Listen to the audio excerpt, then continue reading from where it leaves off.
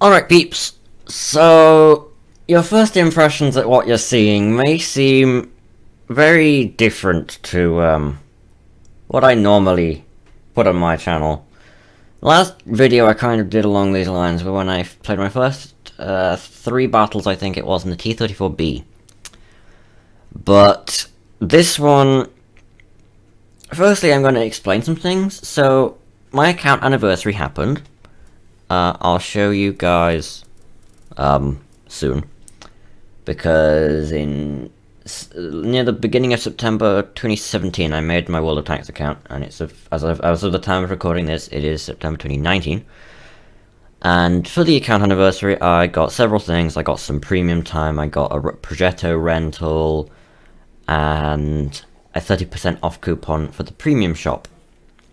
And at the same time, the Festival Fair was going on, and a tank that there are kind of two, three-ish tank that I've always wanted.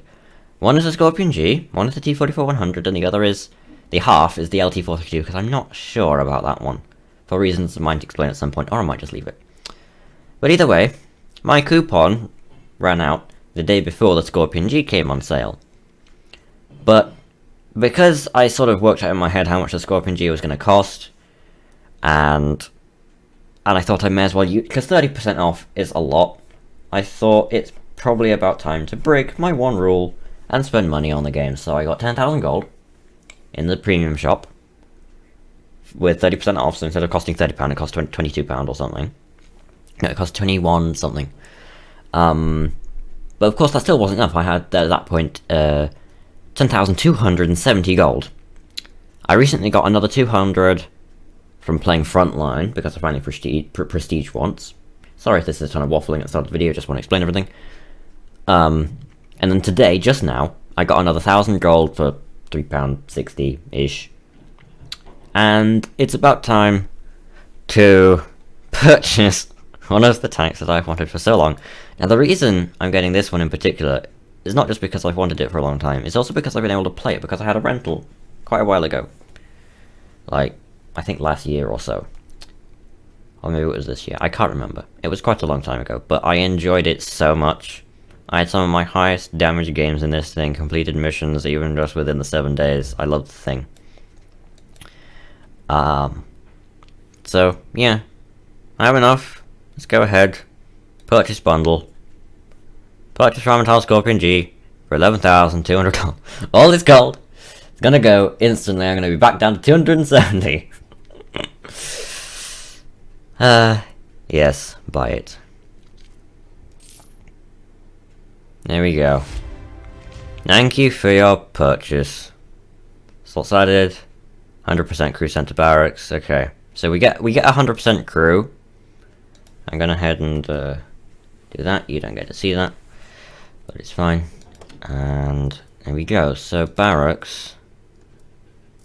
So I'm guessing, yeah, we've got some kind of Scorpion G crew here, but we're not going to use that crew.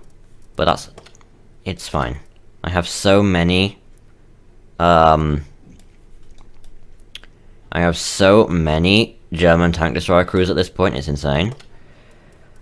How are we going to get our Nashorn crew into this thing? Well, there's one very simple way of doing it, and that's to put the crew in. Alright, put the crew in. And then that'll... Okay, that didn't help us any, did it? Because the thing is still full. Now we can't send them back, because it's full. Well, what do we have here? We've got some crew incomplete things. Yes. Like, for instance, that's got my IS crew in it, this one. We can put these guys in. These random guys. We're not going to use them in this tank, but it'll give us some room. Let's go ahead and set as primary, of course. Oh, this is exciting. Right. You, Nashorn. We want this commander, please. And what does it have? It has a gunner, a driver, and a radio operator. Nashorn. Gunner, driver, radio operator. Okay, so. A gunner. and a driver, and a radio operator, and of course it's full. Gunner, driver, radio operator, go. Wait, what? Oh right, I need to do the ultimate shuffle here. And also, yeah. Luckily there are missions coming up to get a garage slot. I may also, just for ease of everything, just dismiss some crew or another, but this is fine. We've got this. We need, of course, ammunition. Let's do the old setup that I used to have, apparently, when I had the rental. That seems fine. Consumables. Yes. Equipment. Large caliber gun rammer, yes. And then I'm actually kind of thinking a gun laying drive. Because of its somewhat inaccurateness. So gun, it can't have vents or V-stab, can it? No. So gun laying drive, yes. And then binoculars so that we can see. Alright peeps, here we go. This obviously isn't my first battle. Because it isn't. I've played 22 battles in the thing before when I had the rental, but this is my first battle, having actually bought the thing. Alright peeps, so, the battles did not go incredibly well. I played in total 3 regular battles and 1 frontline. None of them went particularly well, but as always, as soon as you stop recording, things start going a little bit better. So, today we're going to, well, because today is a completely different day to the previous clip. Today for me, we're going to see 3 replays instead of the 3 battles that I played live, which all went marginally better. That's an understatement, but still. Also, I'm using a new version of OBS, so let me know if everything goes horribly wrong in the comments, or if you see anything that doesn't look quite right. Anyway, so we're on Siegfried Line, and yes, of course we're on a Scorpion G, and we see an EBR and 500 damage for you. So already we have done some damage. Someone else eliminated him. And now we take the usual sniper bush on this map. And I noticed that T-34-2 is able to just drive through there, no problem. Right? He's not taking any damage. And I think, normally there's a TD in there, right? But in this case, I feel like we can possibly push, because this is going to be a theme in all 3 of these battles that I'm going to show you. Attack destroyer, especially a turreted one, in fact maybe even solely a turreted one, because it's much easier with a turreted one. Attack destroyer, you can play it like a support vehicle, it doesn't have to be a sniper. Now there, unfortunately, I missed a shot on the UDES. I'm also aware of the 3 arty that are in this battle, and of course being a squishy blob, I don't want to get hit by arty. So I'm, like, you know, trying to keep buildings and stuff between me and arty. I notice he died a horrible death. Now what I do here is I notice the IS-3 coming around the corner. So we put a shell into him. And so you can see what I'm doing here is this is very, very close range. This is not sniping. This is brawling, okay? But I'm playing it smart. I'm not exposing a horrible amount of my tank. I'm keeping arty safe. And I'm waiting for people to expose themselves. I take a shot and then I pull back into cover.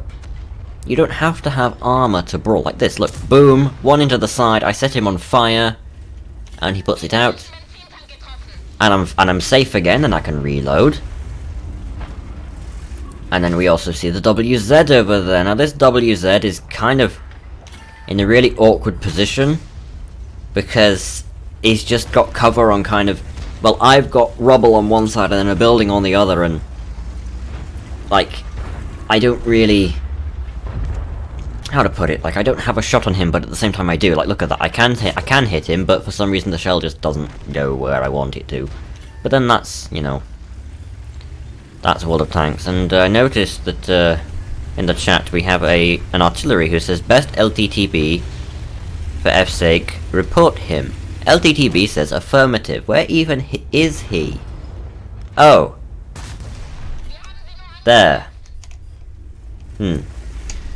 I mean, what he is doing is being able to cover this flank here and sniping at them, so he probably knows what he's doing. Here you can see IS-3 completely distracted. We poked around the corner, shot him down. We've done 2,000 damage and we have taken no damage and we have been at extremely close range, and now it's all about pushing forward. We need to be aggressive.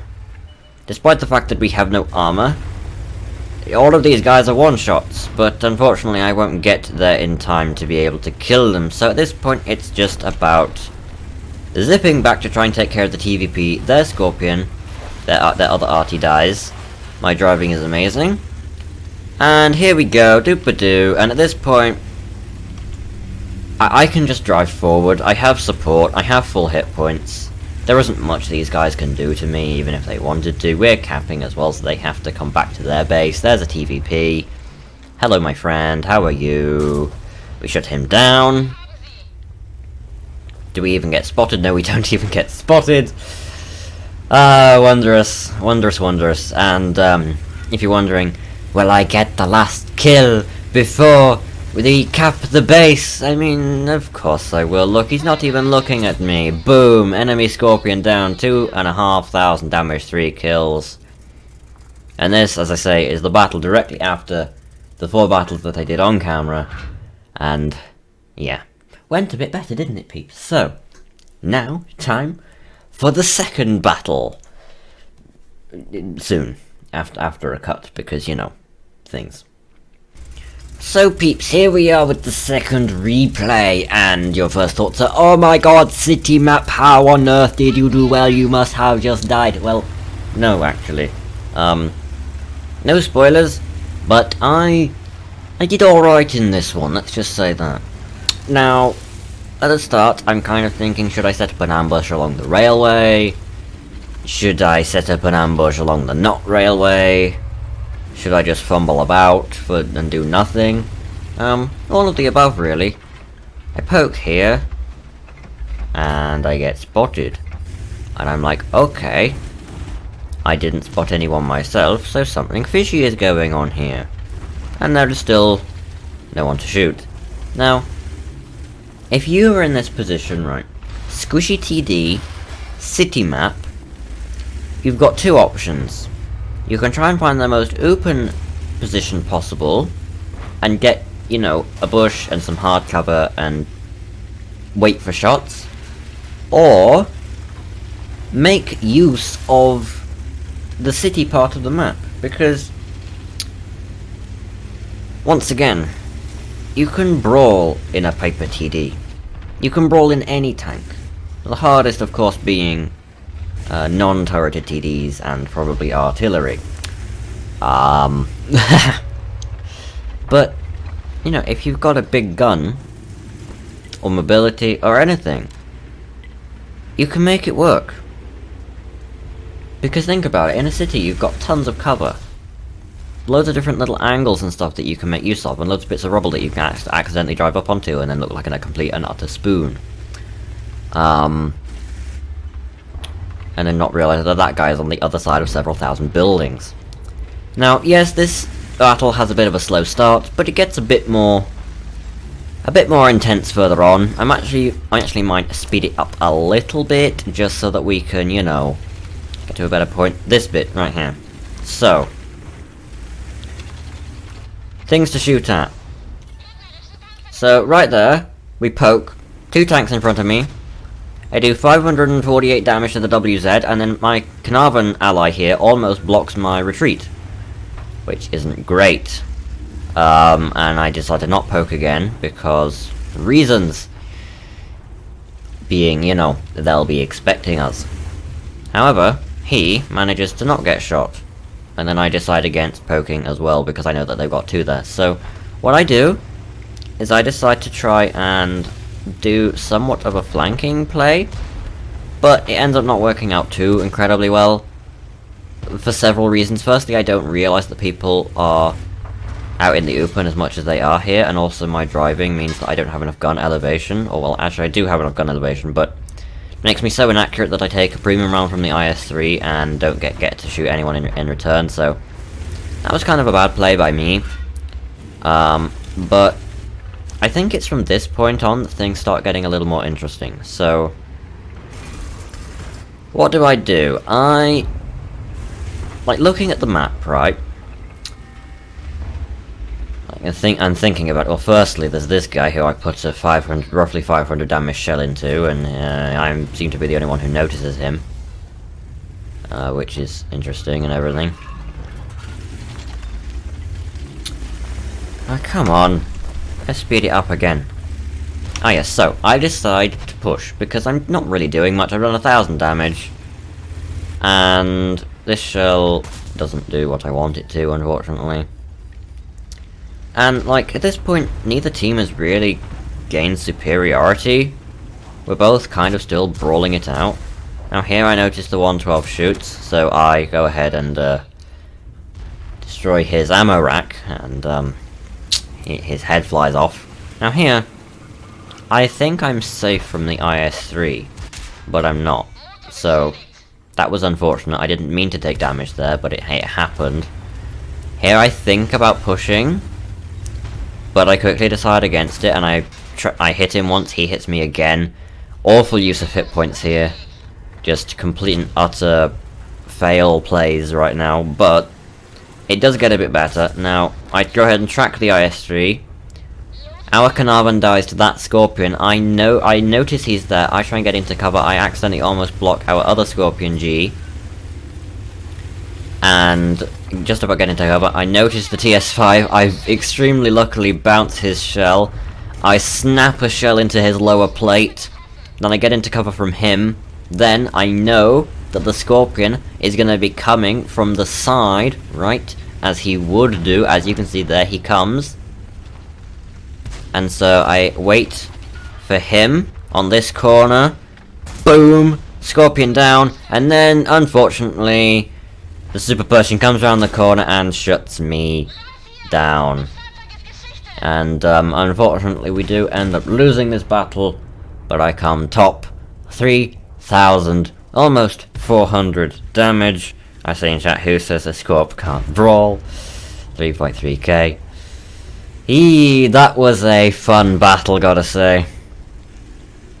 So yeah, just because you're playing a light tank, a TD, you know, you don't have to do your designated roles, things, right? If you're in a light tank, you don't have to go spot. Especially if you're in a light tank with bad camo. You can be a support tank, you can flank people, track them, and if you're in a tank like the Scorpion, or a Charioteer, or probably not a Borshig, because, I don't know if it's Borsig or Borshig. I hear people say both. The Rheinmetall Borsig Waffenträger. If you're in that thing, probably harder because you're slower. So if you poke around the corner, you're exposing quite a bit of your tank, you can do some damage, and then it's harder with that one, let's just say like that, but, I mean, obviously, I don't know, once I get the thing, I might try it, but, I'd probably stick to more of a, I do a similar thing, but I take a position whereby I wasn't in the middle of everyone. Say, instead of being here, I might go around here. Obviously, if no one was over here, but, you know, I might go like this and shoot people from the side from over here, or I might wait here and try and shoot people through here, or I might go just along here. You know, experiment, see what works, and go with your instinct, and if you think, right, I'm gonna push and use my hit points, or play safe, you know, go ahead and do it. See what kind of performance you get. Right here, we got a decent one. Now, for the last battle of the day, and this one, I've saved the best till last, I'm just gonna say that, and you'll see.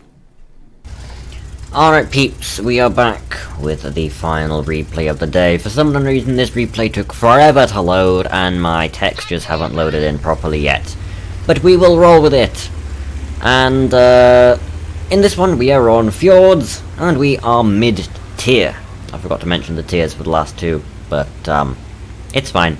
I believe they were both all tier 8, if I remember correctly. Yes. Maybe. I can't remember. It's fine.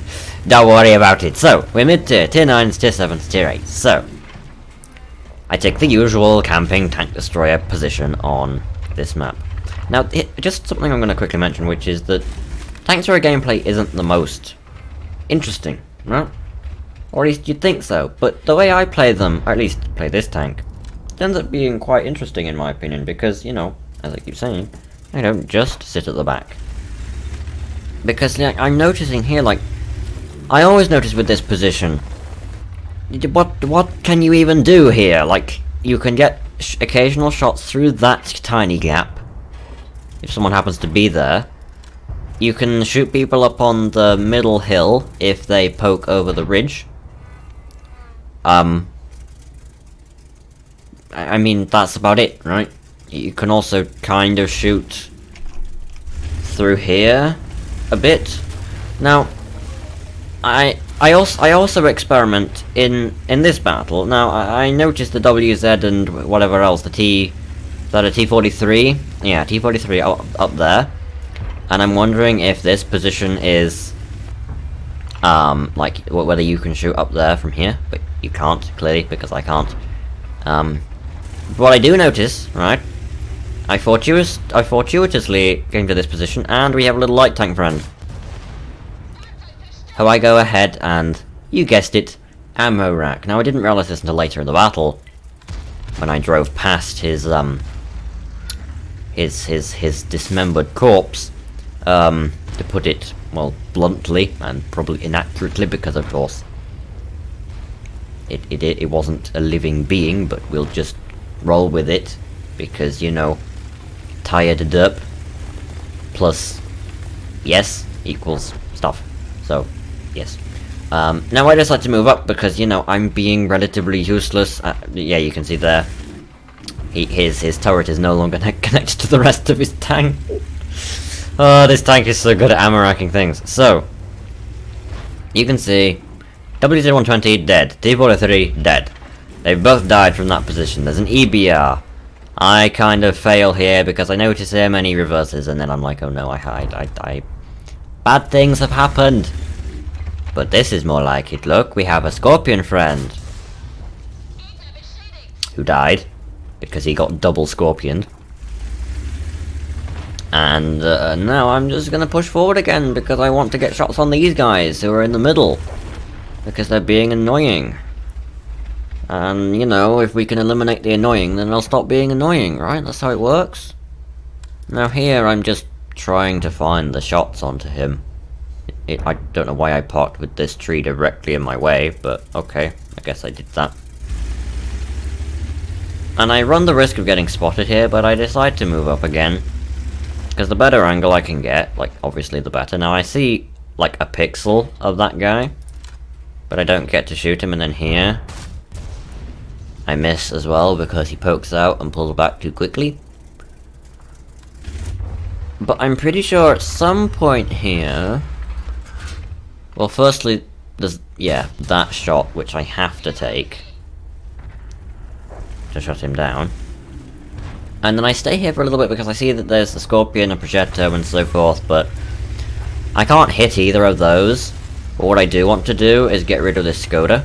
Because this Skoda, he's been annoying, and he's still annoying, and he will forever be annoying. And this is where I actually noticed the WZ dead tank thing, Gorb Steel. And I'm like, oh, I ammo racked him, cool. So here, I have full hit points. I decide to just put a round into him, take one myself. I think it's worth it. And then what I do is I try and bait him around the corner, because I know I've got all manner of tanks waiting to shoot him. He kills our other Scorpion, but he's out.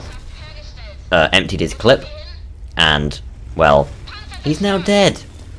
So at this point, I decide to try and get some shots on, you know, the Tiger and the T-29 and all of those guys. But the problem is that they're kind of behind the rock. So I push forward a bit. And he misses me and I bounce off of him. And at this point, I'm wondering what to do, because if I poke again, obviously they'll be waiting for me. So I wait for them to get unspotted, so then obviously I know I'm unspotted, and I take a different position. Because, you know, they won't be expecting me from a different position. They get spotted again by probably the T-49.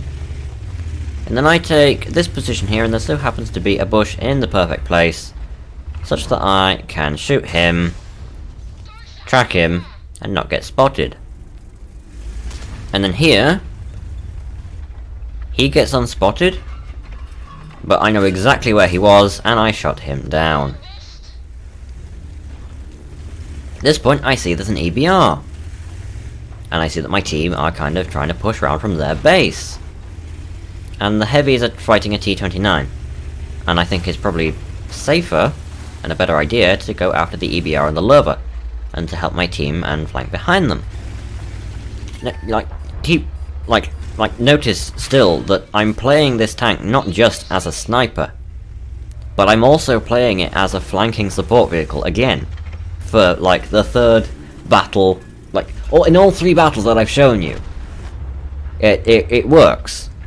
And like here, aiming, and that shell goes where I want it to, lower down. At this point, we've got two Tier 9s left, AMX M451 and EBR 90. I kind of don't want to go after the EBR because, well, he's fast, and I might hit a wheel. But this AMX is probably busy with someone else, and you can see he is completely focused on the SU. Now here, unfortunately, my shell somehow misses at point blank range. The EBR dies, and at this point I'm just waiting to reload because this is just juicy right here. And there you go, I get to finish him off even though I missed the first shell. 6 kills, 3,000 after the battle, 3,200 damage because of the blind kill on the T-29.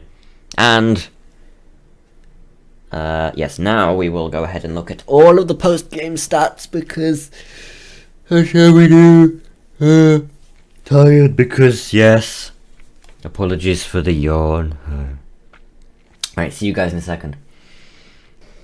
Alright peeps, so here we are with the post-game stats for the first battle. You can see, of course, victory, only a second class, 2.4 thousand damage, as you can see right there, 3 kills, top on experience, and 40,000 credits profit. Nice profit and, you know, short battle. Welcome to World of Tanks. Top on damage as well, top on experience. And then the other one, that was that one. The other one was not Erlenberg.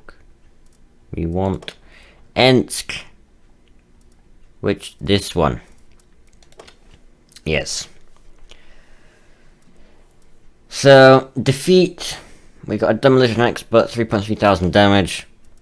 Top on damage, top on experience again. 46,000 credits profit. Once again. 5 or 6 minute battle.